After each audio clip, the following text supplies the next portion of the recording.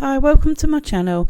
Today it's going to be a bit of a tough case. It's the case of Takoda Collins, who at just 10 years old has suffered so much neglect and abuse by his father and his father's girlfriend and his father's girlfriend's sister that little Takoda couldn't withstand any more abuse from this so-called family. In one last prolonged torture and abuse of poor little Takoda, he lost his life at the hands of his father.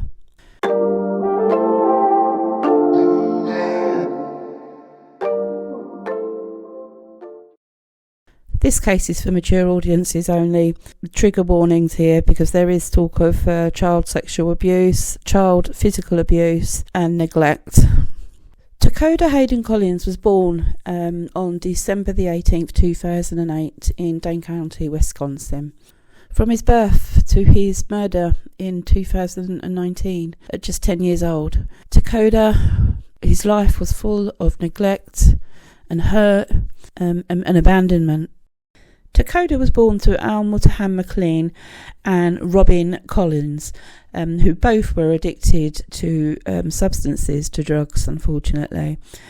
So when Takoda was born, his parents didn't have a lot of time for him at all. In fact, on the very first day that Robin came out of the hospital with Takoda, Takoda was left with a friend of Robin's, and her name was Anita Bredeson. She would look after Takoda for quite a while in his early life, while Al McLean, who I shall refer to as McLean from now on, and Robin went about their lives, which daily involved taking drugs. I'm not judging them because drug addiction, any kind of addiction, is a terrible disease to have. To be fair, Robin leaving Takoda in the care of Anita was probably the best thing that she could have done. Let's just not be too hasty to judge. While in the care of Anita, Robin would visit Takoda regularly and stay in contact, although McLean never had any contact with Takoda while he was in the care of Anita. At the start of Takoda's life, he spent the time between Anita and his mother Robin. However, in 2009, when Takoda was only just 11 months old, just starting out in life, Robin Collins was arrested and charged with child abuse. Apparently, she hit little Takoda when he was just 11 months old, and she was charged with neglect and battery. She was also charged of cocaine possession at the time. She was given a year of probation. Obviously, in the family courts, she lost custody of Takoda. It was at this point that Takoda was placed in the care of the state. He would be sent to 3 different foster homes before finally making his way back to the care of Anita. Anita and her fiancé started to make plans to adopt little Takoda. Meanwhile, Robin, still in the throes of addiction, found herself in jail in December of 2011 for a drug violation. In April of 2012, McLean found himself in trouble with police because he attacked a man and apparently choked him over a cell phone. Now, it's believed that in 2012 is when McLean gained custody of Takoda. Even though he had not visited Takoda previously in the past at Robin's home, despite showing no interest in the young boy, and even with his violent history, he was granted custody of Takoda. Now, this is somewhat mind-boggling to me. I mean, for someone that has had no contact with a child who has a violent history already on file, why would the courts grant him custody of this child in favour of him staying in a stable home with a friend of Robin's, Anita and her fiancé, who were actually in the process of trying to adopt the young boy? Now, the reasons behind McLean wanting to all of a sudden have custody of Takoda is unknown, but my personal opinion is that, he'd met this new girl, this new girlfriend, and I believe they just wanted to play happy families. And that new girlfriend's name was Amanda Hines. As soon as McLean gained custody, he petitioned with the court to actually leave the state of Wisconsin to take Takoda with him. This was met with a countersuit from Robin, who claimed that he shouldn't be able to take Takoda out of the estate because he had some pending charges under investigation by child welfare officials involving Takoda already. However, petition was granted, and subsequently McLean left the estate with Takoda. From this point onwards, McLean would move around from state to state, which put the welfare system in quite a difficult position of keeping track of him. But he knew that, that's why he was moving around. And to be fair, it's down to the officials, the professionals, to actually share information, which they weren't doing at this time. They wasn't sharing information with each other, i.e. the family and child services, the police. They just wasn't sharing information, and this is where little Takoda got lost in the system. McLean's violent tendencies didn't end, they continued. In fact, he was even accused of hitting his girlfriend, Amanda Hines, in the head with a pipe and dragging her by her hair and forcing her inside his car before driving off. Prosecutors later dropped the charges against him because obviously Amanda didn't want to press charges. She stayed with McLean. Amanda Hines and her sister Jennifer Ebert moved in with McLean and Takoda, and this is where Takoda would experience the most horrific abuse from the hands of his father. And Amanda Hines, who portrayed herself as stepmom to Takoda, would turn a blind eye to the beatings and the torture and the abuse because it meant she wasn't getting abused. After several moves across several states, McLean, Takoda, Ebert and Hines ended up in Ohio. At 1934 Kensington Drive, Takoda had his own bedroom. But this didn't last too long. Believe it or not, McLean's mother asked McLean to take custody of her 3-year-old son, which is McLean's brother, because she was addicted to drugs and was unable to look after him. And it was at this point that McLean took custody of the 3-year-old boy, subsequently moved him into Takoda's bedroom, and Takoda was moved up to the attic. So fast forward to 2014, Takoda is still living in the attic, and he was attending Horace Mann Elementary School. This would be the start of a very long campaign by Horace Mann Elementary School to Children's Social Services in regards to the welfare of Takoda. The school described Takoda as a very sweet boy. They didn't mention that he had any behavioural issues, although McLean would later say that Takoda did have behavioural issues. But what they did notice was the way that Takoda was turning up for school. He was turning up in dirty clothes, smelling of urine, and odd haircuts. Now, when I say odd haircuts, his haircuts were like enough for other kids to ridicule him, and it is thought that was the reason why McLean was actually cutting his hair like that, so that he could be ridiculed at school, so that his torture didn't just end at home and he would be free from torture when he went to school. No, McLean did this to him so that his torture would continue even throughout the school day when he wasn't at home. On many occasions, Takoda was sent to the school nurse, but when McLean found out about this, he forbid Takoda to be seen by the school nurse at all, under any circumstances.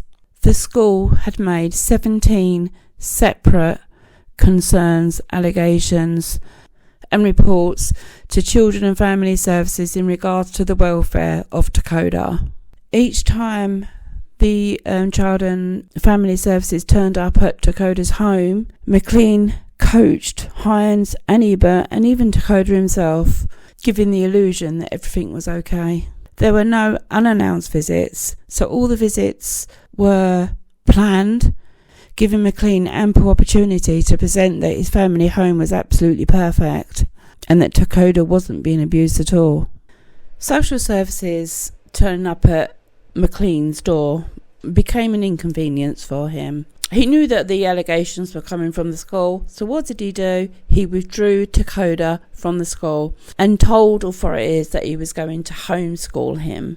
He even falsified paperwork and plans to convince the authorities that Takoda would be adequately homeschooled. And who would be responsible for Takoda's homeschooling? None other than Amanda Hines. Exactly when Takoda's abuse began, we do not know, but we do know that it had already started by the time he started attending school. So Takoda no longer has the respite of actually attending school during the day after McLean telling the school that he was going to homeschool him. There was no evidence to show that Takoda was actually homeschooled. Instead, Takoda was locked in the attic and he was beaten and tortured every day. The abuse that Takoda suffered from the hands of his father, it stirs up so much emotion in me. I mean, I've got anger there, definitely anger. Then it's sadness. There's so much. This is really a horrific case. Takoda was left alone in the attic all day and all night. There was no light source in there. There was no toilet facilities in there for him. He didn't even have a bed to lay on. He was actually laying on a lawn chair. Takoda had no blankets or bedding. He didn't even have clothes to wear. They'd stripped him naked. He was only permitted to sleep when McLean said that he could. And it wasn't for very long periods because he made sure that Takoda would stay awake so that he could be tortured and beaten. Initially, Takoda was given a bucket to use as a toilet in the attic. That soon got taken away by McLean. I think purely because he just didn't want to empty it, didn't like cleaning it.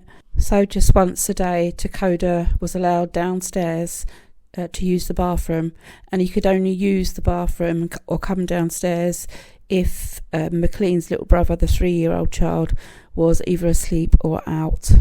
If Takoda defecated in the attic, if he couldn't hold it and he needed to go, this is so hard to hear and even to say. McLean made Takoda eat his own feces, and I mean violently force-fed his own feces. So Takoda learned that if he couldn't hold his feces, if he really needed to go, he would go and he would eat his own feces because he felt, well, he knew it would be easier just to eat his own feces rather than being force-fed it by McLean. Takoda was even subject to wearing a taser dog collar that was controlled by McLean, to give him electric shocks. In an attempt to escape his father's brutality, Takoda managed to squeeze through a tiny window that he had in the attic and fell into the front garden. In doing this, he actually broke his leg. After falling out of the window, McLean did actually take Takoda to the ER department where he was treated for his broken leg. Now, Takoda did tell the nursing staff there that he was actually afraid to go back home. Nobody listened to Takoda. In fact, they listened to McLean when he told nursing staff that his son had behavioural issues and he was uncontrollable. They even offered McLean some help with Takoda's behavioural problems. However, McLean didn't accept any of the help that was offered. McLean's response to this was to beat Takoda and board up and nail shut that tiny little window that he did have in the attic, which was the only light source in there. McLean also installed CCTV so that they could watch Takoda and see exactly what he was doing in the attic, and they could see all this from the comfort of their lounge, so they could just watch him suffer. Takoda was beaten, punched, kicked, slapped, body slammed on a daily basis. He was also made to stand in bizarre positions for hours and hours on end, like punishment poses, and if he was to deviate or move from these poses that he was supposed to stand or sit in, he would be beaten again. I think one of the punishment was holding up his book bag for hours and hours. And this went on into the night, even to 4 o'clock in the morning. He would be in these bizarre poses. Another form of torture that Takoda was subjected to was McLean putting hot pepper sauce all around his anus and inside his anus. I just can't imagine the pain that poor Takoda must have been in. So where were Hines and Ebert throughout all of this abuse that was going on to poor Takoda? Why wasn't it stopped?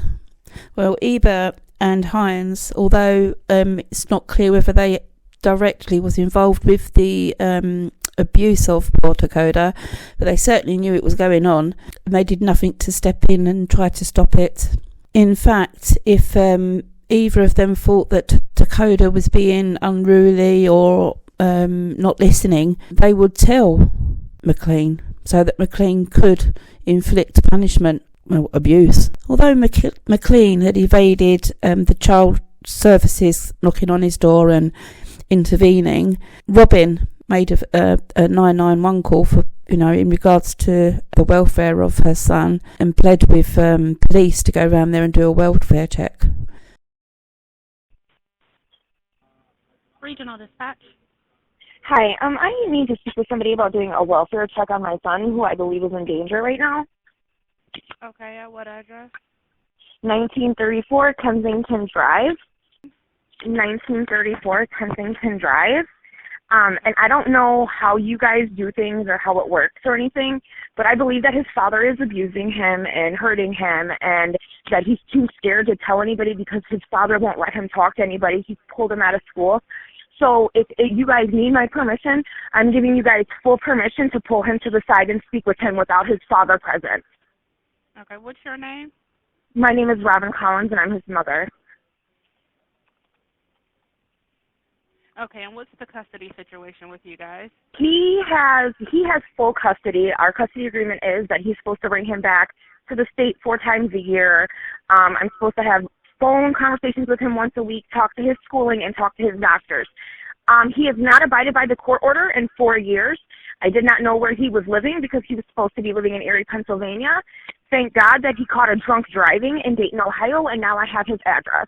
I've been trying to work with him to talk to my son, and he gave me a bunch of things that are very concerning. He locked him in his room. He tried to jump out a window. He sent him to school in a diaper. He pulled him out of school. He whips him with a belt. Just a bunch of stuff that's very concerning to me. Okay. How old is your son? He's 10. He'll be 11 in December. What's his name? His name is Takoda, Takoda. And his last name? Is Collins. Okay, and you think that he's actively abusing him right now? Yes, I think he is, yes. Okay. I definitely do. Just the way that he's talking to him on the phone, telling him how angry he is with him and how if I don't come and get him, something's going to happen and he's going to take him to a group home and drop him off, and how when he acts up, how he disciplines him with a belt and he'll lock him in the room, and just very demeaning and very vulgar. I don't really know if he's telling the truth or not, but even if he's not, I would feel much better knowing that a police officer pulled my son to the side and talked to him one-on-one to make sure that nothing is going on. He won't let me talk to him. When he does let me talk to him, he stands over him on the phone and tells him what to say. Okay. I've spoke with him one time in the last 4 years, and that was 2 days ago.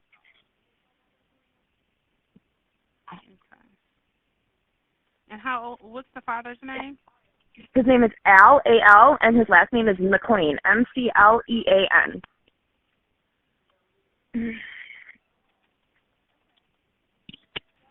It is I think it's 4-1 of 89 or 4-3 of 89. I'm not sure.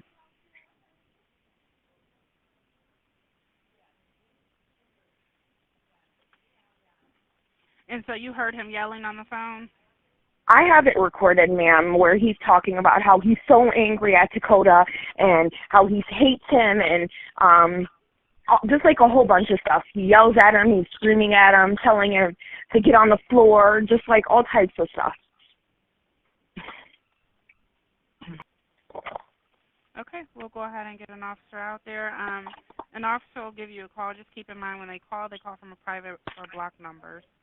All right. Thank you so much. No problem. Bye. Robin also contacted a CPS in both Wisconsin and Montgomery, but there was no action taken. On the 13th of December 2019, little Takoda, after years of abuse, sadly passed away. The final acts of abuse and torture from the hands of his father, which I hate calling him father, in fact, let me just grab that, from the hands of McLean, his body just couldn't withstand anymore. The details of what Takoda suffered just prior to him dying are absolutely horrific. So I'm going to put a trigger warning out there right now, because I'm going to discuss exactly what happened to Takoda on the day he died. The night prior to Takoda's death, McLean had been out drinking, and when he came home, for whatever reason, he was angry, and he took that anger out on little Takoda. McLean started punching, kicking, hitting Takoda, even throwing him around the room. Hines was actually downstairs at the time.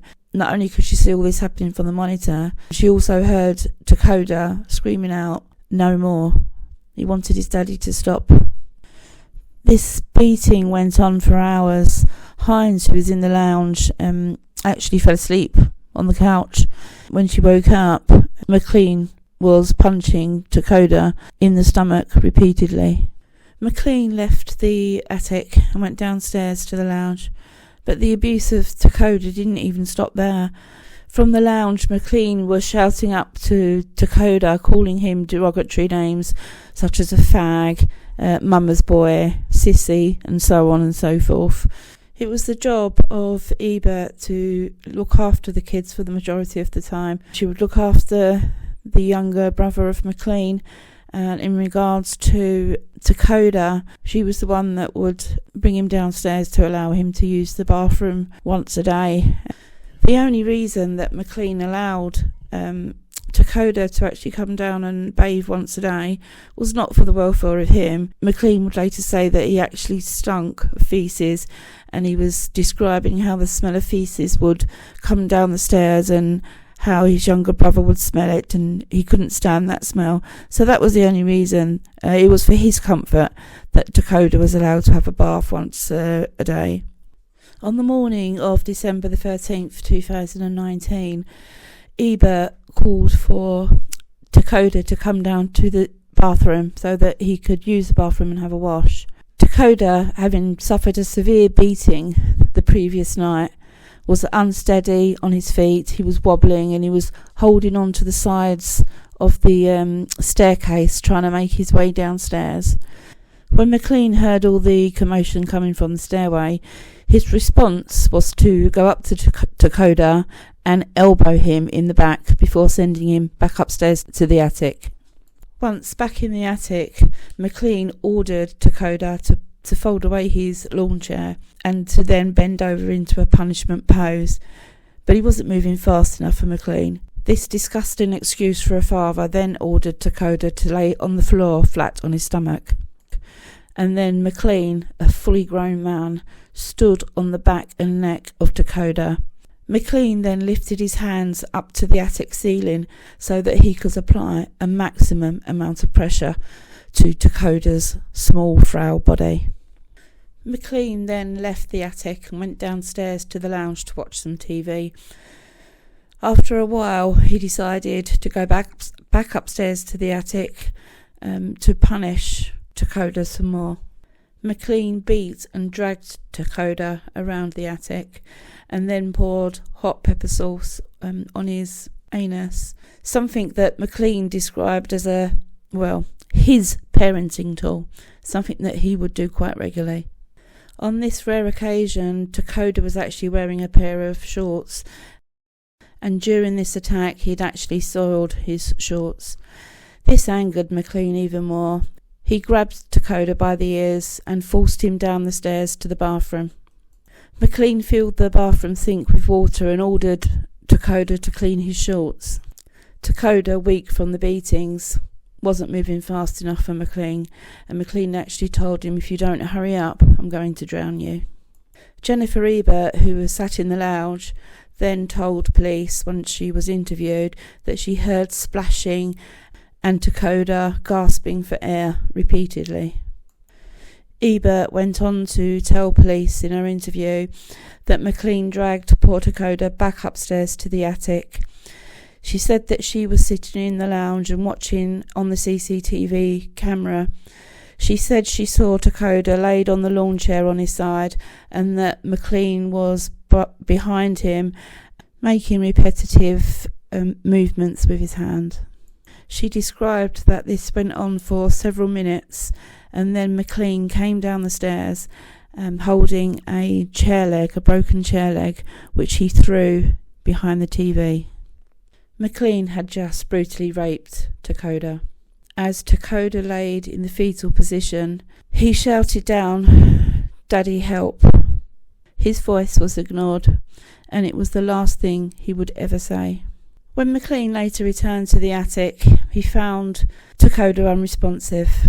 He took Takoda downstairs and tried to put him in the bath to try to revive him.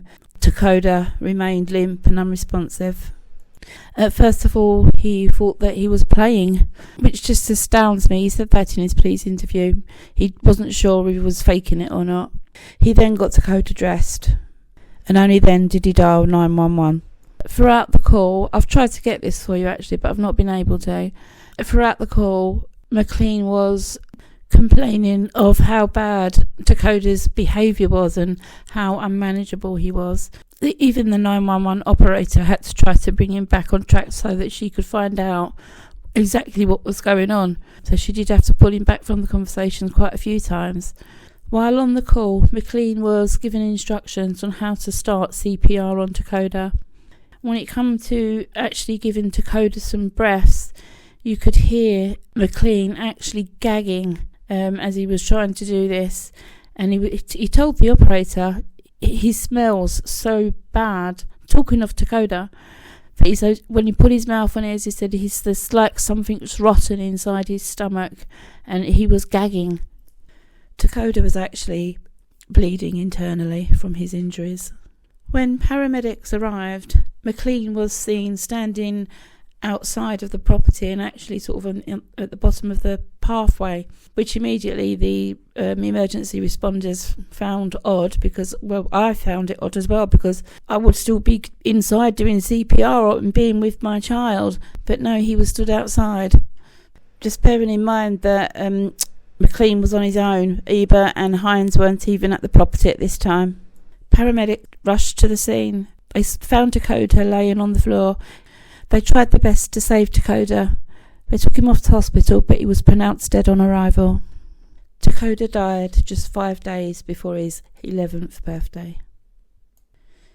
It was like little Takoda didn't exist, locked away in a filthy attic, sleeping on a filthy lawn chair, denied clothes, heat, light, water and food.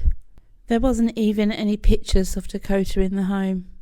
Pictures placed around the home were of McLean and Amanda and the 3-year-old younger brother of McLean, and even the dogs. Even the dogs got put in a frame and put on a wall.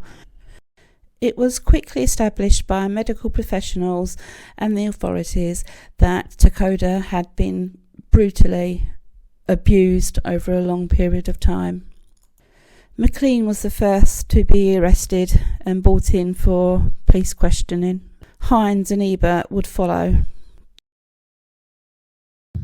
And we are at 335 West 3rd Street, which is our safety building. Okay? We are going to be interviewing you in regards to the crime of a homicide. Okay? Homicide, that's like premeditated. Homicide is kind of a catch-all for somebody that died more than likely not of natural causes. Make sense? Yeah. So it kind of covers a lot of things. It could be murder, it could be... That's the thing. I don't even know why my child is dead. You hear me? I still don't know. If your child's dead? No, they just told me he did, but they didn't tell me what killed him or anything like that. You hear me? That's kind of what this opportunity is for you to tell us. To discuss it with you, because, right. You were there, we weren't. Right. So this is, once we go through your rights, this is your opportunity to kind of tell us what happened today and how he died, how he became unresponsive, because we weren't there. Right. During police interviews with McLean, it was easy to see just how callous this human being is. Throughout his interview, he was only concerned about himself. He appeared oblivious to the fact that he had actually caused these injuries to Takoda. He complained that when he was arrested, the police were rough with him.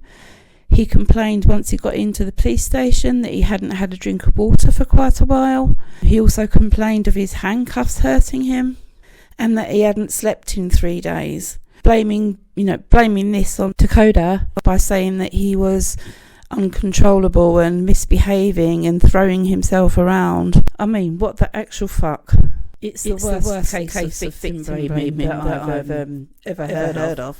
McLean would say that all the injuries, apart from 50% of them, which he acknowledged he had done, were caused by Takoda injuring himself. This was absolutely proven to be a lie by the medical professionals and the authorities. And to even add insult to injury, McLean said that the 50% of the bruises that he admitted to putting on Takoda were to stop him from self-harming. When he was questioned about the brutal rape of Takoda, he firstly made the point that he is not gay, meaning himself was not gay. And in regards to the injuries caused to Takoda, he's implied that Takoda done this himself, that he would turn the chair upside down and put one of the chair legs into his own anus. He described it as plunging. Detective asked whether he noticed any bruising or anything like that around the boy's anal area.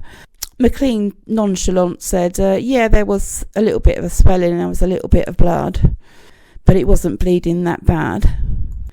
When asked the same question later on in the interview, he described that he went upstairs to the attic and found Takoda plunging on the chair leg, and that he wrestled with him to pull the chair leg out of his anus, and when he did so, a lot of blood gushed out.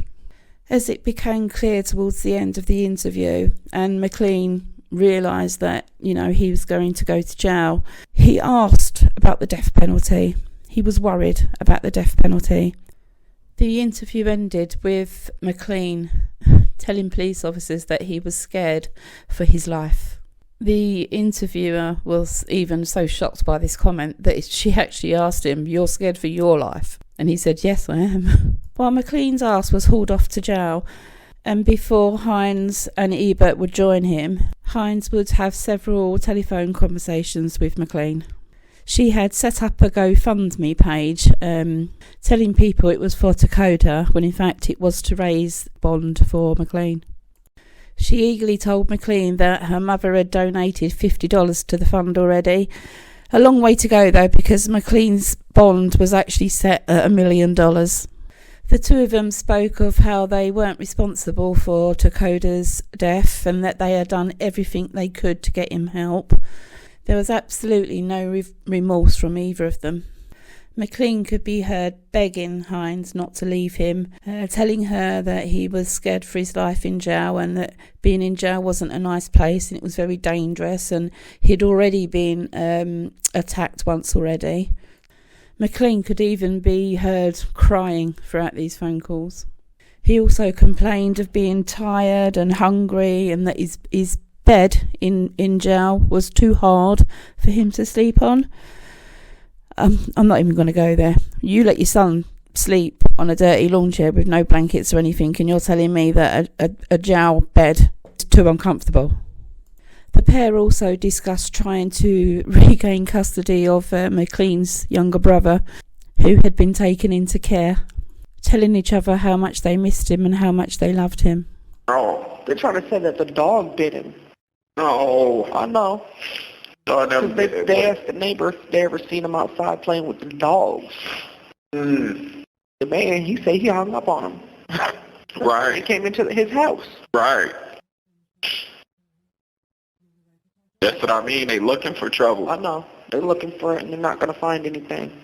I pray I come home. Pray I come home in 30 do, days. baby. I do. Hoping sooner than do anything.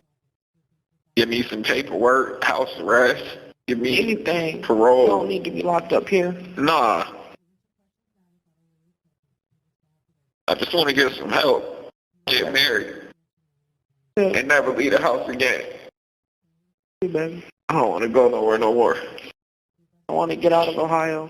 I'm getting help. They got the death penalty here. They got some bad people here. It's over with. Yeah, we gotta That go. big fat security officer, he was mean. He was screaming at my sister. He beat me up so I bad. heard him. He grabbed my head. Look, he grabbed both sides. He grabbed this, he grabbed that, and he took his knee. Straight in my shit. I'm sorry, baby. Alright. Cool, I want to sue him. You hear me? Yeah. Because that wasn't right. Not right at all. I heard him. And look, the prosecutor, she was like, the same woman asked you all them questions. She's like, you did it. Why they jumping me? I see her in the neck. So I'm like, yeah, you did. You hear me? And then I got to get sat down and get questioned by them, right? The detective lady? Yeah. She seen them jump me. Wow. She said I did it. Why they beat my ass? Before we even sat down. So when we sit down, they like, do you feel pressure? Or you feel, I said, yeah. Y'all fucking beat my ass and told me that I did it. Y'all feel pressure. You hear me? Of course I do. I'm scared. You hear me? Wrong. Yeah, this is a very dangerous place. We do gotta leave. Dangerous. Dangerous. Dangerous. You hear me? I was so afraid of God. You hear me? You know what God do when you do that to somebody, or let alone one of his angels? You hear me? That's guarantee you hell. I can care less. A new foster home right now. And I know God got Takoda right now. You hear me? Joe, he big enough to take care of himself. Oh, I know. I taught him well. Oh, I know. That's why I taught him. Right, handle To it. toughen up and take care of yourself. Right. You know, We're gonna be okay. he's not happy. He wants to see his mom. And his daddy too, I bet. Oh, I bet. I'm gonna go see him soon. Just send my love. I will. I gave Champ that whole turkey. I couldn't eat. They said it. Got dried out. I wouldn't have ate it anyway. No. Eat nothing out that fridge. I don't know why, son. Just tell me don't eat it. I didn't eat. I haven't eaten. I was thinking it was food poisoning or something. I was thinking it was something. Don't eat. Nothing out that house. You hear me? I haven't eaten a bite since. I was just wondering why. Now I know, you hear me? But one thing I need you to know is you the key in all this. Trying my best, baby. And they want to turn you this way. You know how much I hate all this? Right, they want to turn you this way, you hear me? It ain't no That's story. why there was two of them. One would say this, and then another one would say this, and then Yeah. I'd get my head all confused and get in my head. Yeah. And I just wanted to go home. I heard you say that, so I just want to go home. Yeah, That's when I go lost home. it. And he was so mean, so he was like, did my child make it? No, you cold motherfucker, you murdered him, and you know that. And then walked straight back out the room. Wow. So that's what you gonna tell me. That still ain't required them to go in there and beat my ass down, though, you hear me? I know. Because they asked me to drop it. And I dropped it already, you hear me? I put my hands up and I put it against the wall and they came in there and fucked me up. So that was just flat out, that's not what they teach them to do, you hear me? Don't they have cameras in there? They supposed to. That's why I'm getting a lawyer. Yeah, sue them. I am. Because that's not, I heard it. I'm going to. It's gonna go both ways. I got pictures. I know. Look, my arm bruised up. They ain't taking no pictures of my arm. But my arm been bruised up. Oh, I see it. Yeah, Yeah. you need to You worry about it. It's wrong. This is small. I need you to stay tight. You've been the most. I will, baby. I'll be alright. Be okay. Man, these people are crazy. I know it. I'll be alright. I know. But I just had to come and see you. If not, I'm hoping that phone work. If not, thank you, baby. Even my mother had him for a week and she couldn't handle his behaviors. Right. This was a couple years ago. Yep. No, this was 6 years ago. Right. Progress. Yeah. I'm surprised it's Right. Oh, I already know why. I told you why. You hear me? I don't care. I'll talk to you all day. I'm going to talk to you all day, too. We did nothing wrong. No. I know. Listening to McLean whine is absolutely infuriating. And he initially even had the balls to plead not guilty.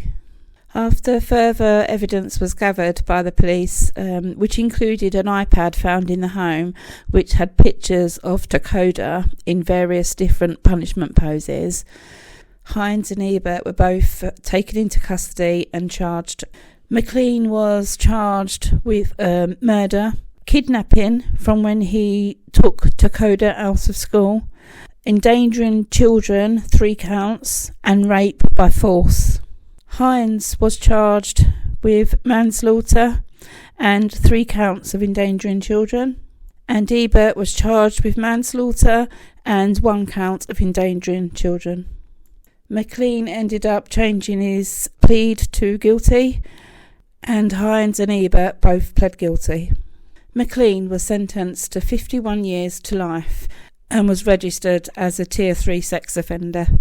For her part in this, Hines was sentenced to 22 to 27.5 years, and Ebert got 8 years.